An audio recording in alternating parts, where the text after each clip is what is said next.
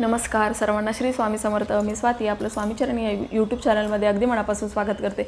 बघा, लवकरच गणपती बाप्पांचं आगमन होतं आहे. भाद्रपद महिन्यातल्या गणेश चतुर्थीला पार्थिव गणपती बाप्पांची स्थापना केली जाते. 27 ऑगस्टला आपण गणपती बाप्पांची स्थापना करणार आहोत. तर घरामध्ये आणि मंडळामध्ये किंवा मंदिरामध्ये हे गणपती बाप्पा स्थापनेचे वेगवेगळे नियम आहेत. तर आज आपण घरामध्ये गणपती बाप्पांची स्थापना करताना कोणत्या नियमांचं पालन करावं याच्याबद्दलचीच माहिती बघणार आहोत. आपण जर पहिल्यांदाच गणपती बाप्पा बसवतोय तर कुठल्या गोष्टी विचारात घ्याव्यात याबद्दलची मी आज माहिती सांगणार आहे.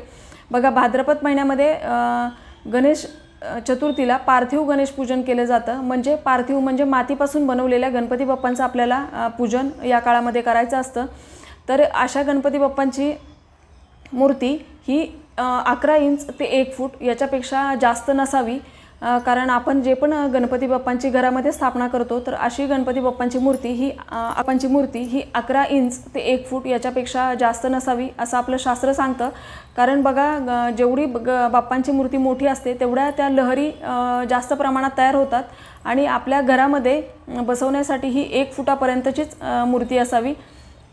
आपण घरामध्ये गणपती बाप्पांची मूर्ती आणताना ते हास्यमुद्रेत असणारे, सुखासनात बसलेले किंवा एक पाय खाली सोडून बसलेले, एक पाय दुमडून बसलेले किंवा मांडी घालून बसलेले, पाटावर चौरंगावर बसलेले किंवा गणपती बाप्पांचं वाहन उंदीर आहे त्याच्यावर बसलेले. तर अशा गोष्टी विचारात घेऊन आपल्याला गणपती बाप्पांची मूर्ती आणायची आहे. गणपती बाप्पा हे उभे असणारे, तांडव करतानाचे किंवा शिव पार्वती आणि गणपती बाप्पा सोबत असणारे किंवा नागाचा फणा. बघा, गणपती बाप्पांच्या डोक्यावर नागाचा फणा असणारे किंवा गळ्यामध्ये नागाचा फणा असणारे अशा गणपती बाप्पांची आपल्याला घरामध्ये स्थापना करायची नाही आहे. तर आपल्याला घरामध्ये अगदी साधे गणपती बाप्पा जे हास्यमुद्रेत बसलेले आहेत, सुखासनात बसलेले आहेत अशा बाप्पांची आपल्याला घरामध्ये स्थापना करायची असते. आणि गणपती बाप्पांचीच फक्त आपल्याला स्थापना करायची आहे. शिव पार्वती यांची एकत्रित आपल्याला असणारी मूर्ती, अशा मूर्तीची आपल्याला स्थापना करायची नसते. आपण जेव्हा पण गणपती बाप्पांची मूर्ती आणतो तर तेव्हा काही वेळेला मूर्ती घरी घेऊन येतानाच मूर्तीला तडा जातो किंवा एखादा अवयव मूर्तीचा खराब होतो. तर अशा वेळेला अशी खराब झालेली मूर्ती आपण स्थापित करू नये, ती त्वरित विसर्जन करावी. मनात कुठलीही शंका ठेवू नये. अशी मूर्ती आपण त्वरित विसर्जन करून आपण दुसरी मूर्ती स्थापित करू शकतो. बघा, गणपती बाप्पांची आपण स्थापना 1.5 दिवस ते अनंत चतुर्थीपर्यंत म्हणजे आपल्या परंपरेप्रमाणे आपण करू शकतो. म्हणजे गणपती बाप्पांचं पूजन हे आपण 1.5 दिवसापासून ते अनंत चतुर्थीपर्यंत जे आपल्या घरामध्ये परंपरा असेल त्याप्रमाणे आपण करू शकतो. काही लोकांचा 1.5 दिवसाचे गणपती असतात, काही 5 दिवसाचे असतात, काही 7 दिवसाचे असतात, काही अनंत चतुर्थीपर्यंत असे असतात. तर आपल्या घरामध्ये जी प्रथा आहे त्याप्रमाणे आपण करावं. म्हणजे प्रत्येक वर्षी त्याच पद्धतीने आपण करावं. आणि आपण जर पहिल्यांदाच गणपती बाप्पा बसवताय तर आपल्याला पहिल्याच वर्षी ठरवायचे की आपण किती दिवसाचे गणपती बाप्पा बसवणार आहोत. त्याप्रमाणेच आपल्याला दरवर्षी त्याच पद्धतीने आपल्याला तेवढ्याच दिवसाचे गणपती बाप्पा हे बसवायचे असतात. दुसरं म्हणजे जर आपण गणपती बाप्पा बसवले आणि जर सुतक आलं, म्हणजे गणपती बाप्पांची स्थापना केल्यानंतर 1, 2, 3 दिवसांनी जर आपल्याला सुतक आलं तर आपण दुसऱ्याच्या हातून गणपती बाप्पांचं विसर्जन करून घ्यावं. आणि जर गणपती बाप्पा बसवण्याआधीच आपल्याला सुतक असेल तर मग आपण अशा वेळेला गणपती बाप्पांची स्थापना करू नये. कारण ज्या घरामध्ये सुतक असतं तिथं गणपती बाप्पांची पूजा करू नये. कारण तिथं तेवढं पावित्र्य ठेवलं जात नाही आणि ज्यांना सुतक आहे त्यांच्या हातून गणपती बाप्पांची पूजा केली जात नाही. त्यामुळे आपण अशा वेळेला गणपती बाप्पांची स्थापना करू नये. दुसरं म्हणजे जर गर्भवती महिला असतील घरामध्ये आणि जर आपल्याकडे गणपती बाप्पा येणार आहेत तर असं बघण्यात येतं की मग तेव्हा गणपती बाप्पांचं विसर्जन हे केलं जात नाही, ते ठेवून घेतले जातात.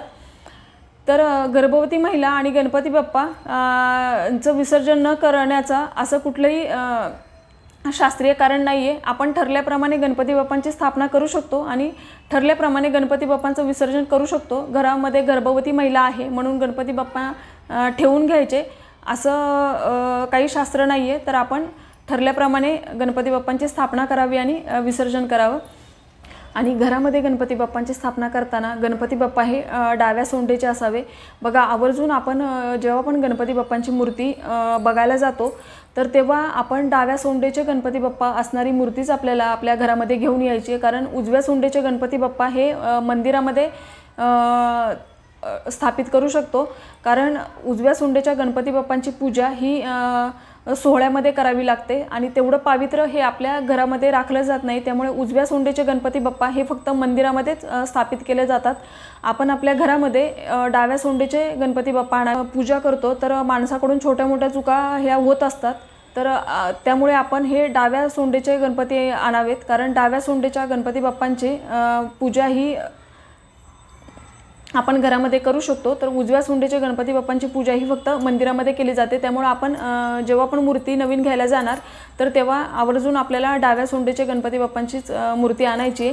गणपती बाप्पांचे मूर्तीचे रंग हे सौम्य असावेत, म्हणजे अगदी काळपट कलर असणारे किंवा खूप चित्रविचित्र कलर असणारे अशा गणपती बाप्पांची मूर्ती आपल्याला चुकूनही आपल्या घरात आणायची नाही आहे। आणि ते शांत मुद्रेत बसलेले हास्यमुख असणारे, म्हणजे आपण जेव्हा पण आपल्या बाप्पांकडे बघू तर आपल्याला प्रसन्न वाटलं पाहिजे अशा बाप्पांची मूर्ती आपल्याला आणायची आहे।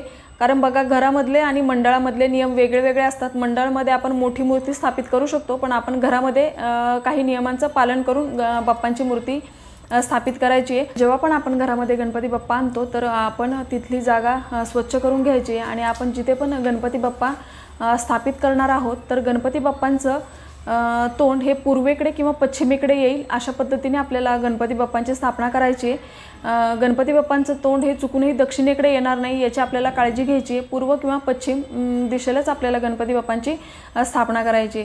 तर अशा छोट्या छोट्या गोष्टींचं नियमांचं पालन करून आपल्याला गणपती बाप्पांची मूर्ती आणायची आहे। आणि बघा गणपती बाप्पांचे मूर्तीमध्ये छोटेसे का होईना उंदीर मामा हे असले पाहिजेत, कारण उंदीर मामा हे गणपती बाप्पांचं वाहन आहे। त्यामुळे मूर्ती घेताना आपण छोटेसे त्याच्यात उंदीर मामा हे असलेच पाहिजे, हे पण आपण बघून घ्यायचे।